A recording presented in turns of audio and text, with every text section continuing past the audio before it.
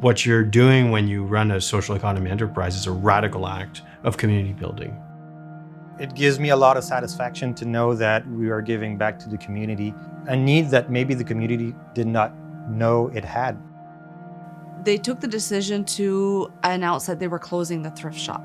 When I heard this, I went to our mayor and I said, listen, we can't let this close. Our community needs it.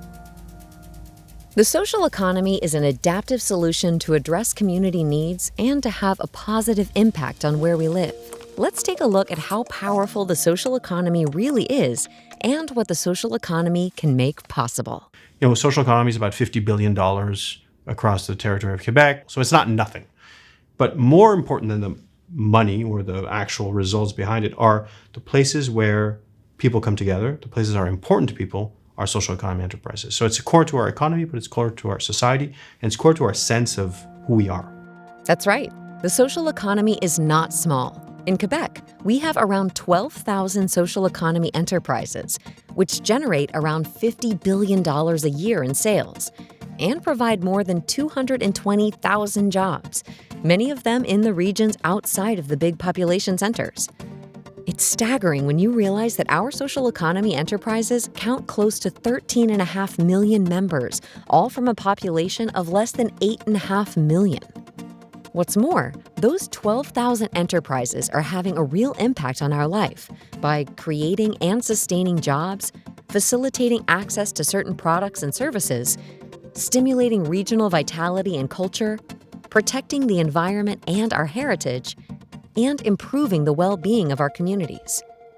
There's other advantages to the social economy when it comes to the regions, mostly because as community-based enterprises, the money stays local. So it goes beyond just a private enterprise who would hire people.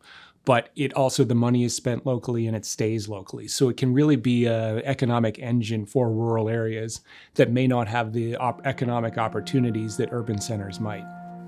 These businesses offer more than economic value. They drive social progress and generate societal benefits. The people who launch them, regardless of whether they view themselves as entrepreneurs, make where they live a better place to be. Entrepreneurial spirit in the private sector is somebody saying, I see an opportunity. How can I create a monetary profit out of it? Entrepreneurial spirit for the social economy is, I see a social opportunity. How do I create a benefit, a common good for my community? In Rimouski, a group of volunteers started L'Outilerie, a tool library where members can borrow tools and take courses. The idea was to counter the culture of overconsumption and empower neighbors to reduce waste by sharing more. Here's Mark to explain.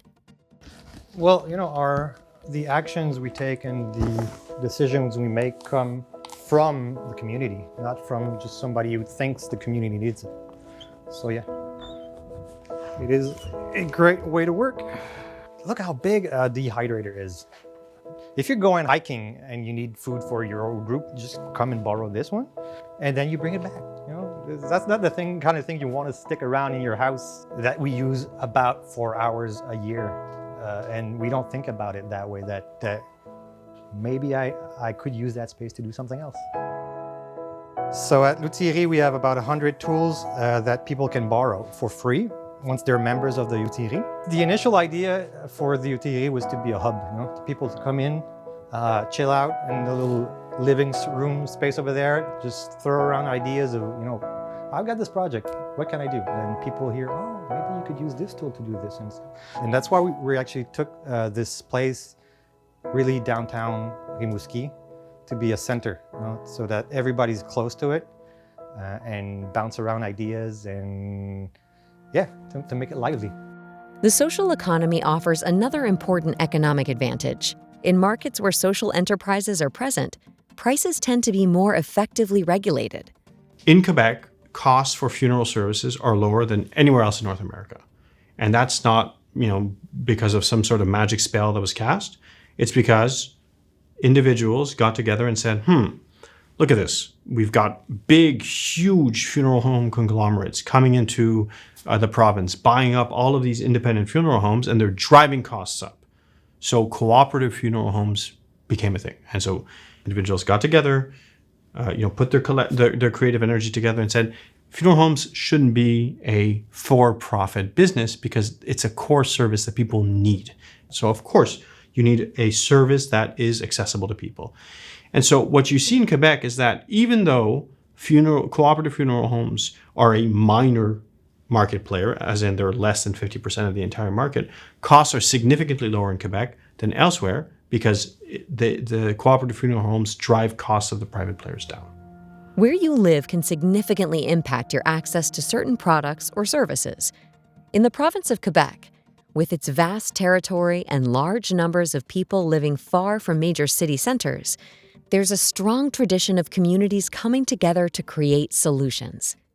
A year before we started the co-op, we learned that 2 of the snow removal companies, they left, and there were 50-some families who didn't have anybody to remove the snow.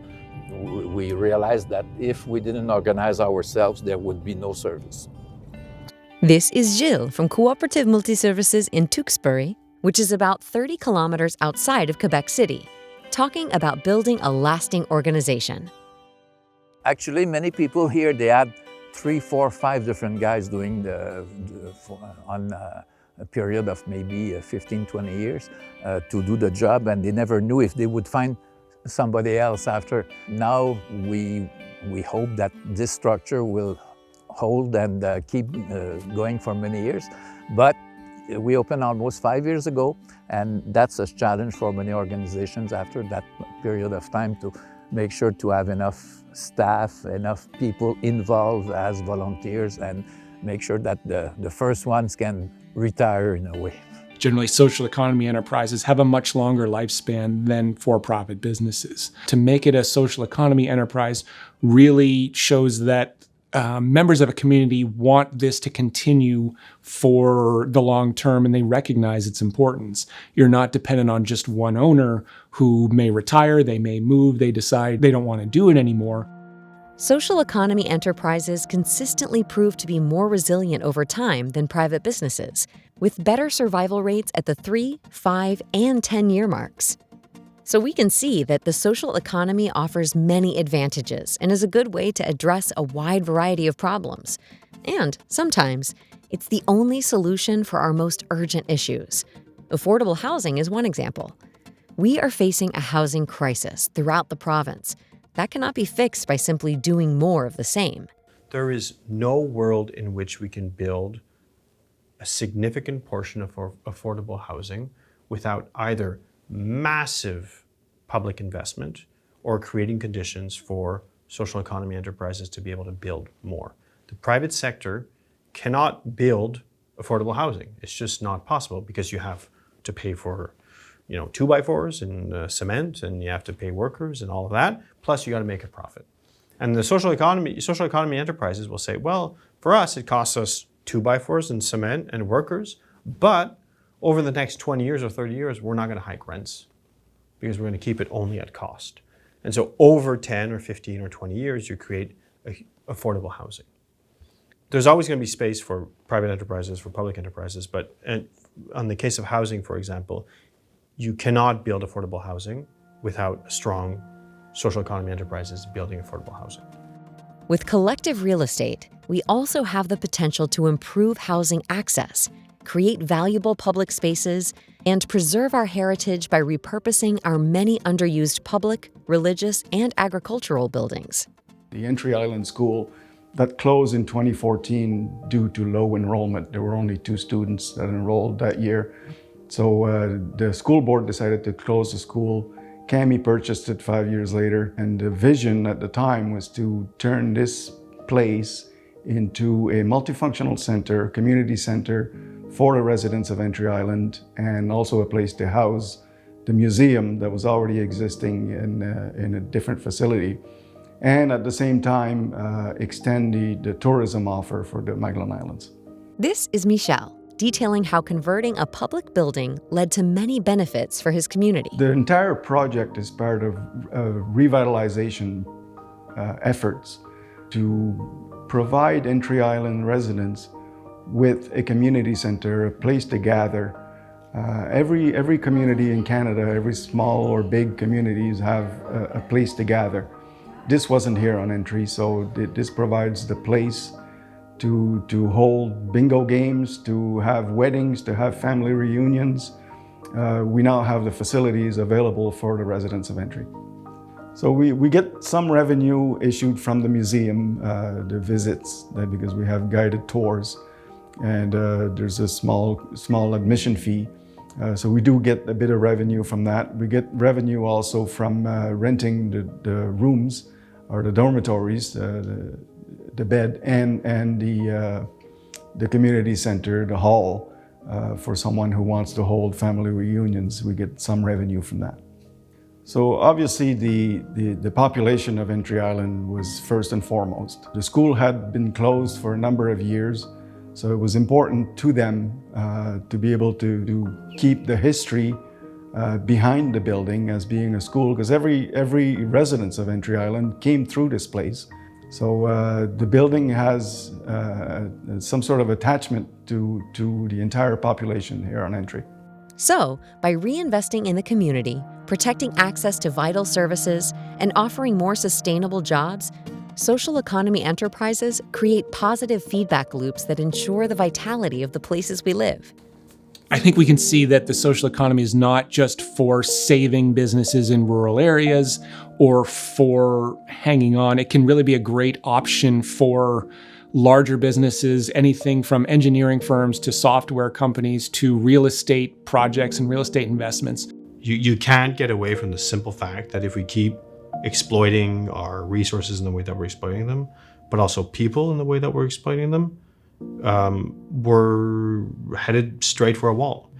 And I think that the only way that we can both protect our environment, build resilient communities when they're faced with climate change or faced with social upheaval, is to get together and come into a common purpose. There's a bunch of different tools that we use when we talk about the social economy movement, whether it's like our funding tools, like le risque or la fiducie du chantier de l'économie sociale, which are capital risk investments that invest directly in the social economy. That's something that doesn't really exist outside of Quebec. The peut d'économie sociale, the SEEnet, all of these different regional organizations that work on the ground to help develop new cooperatives or new not-for-profits.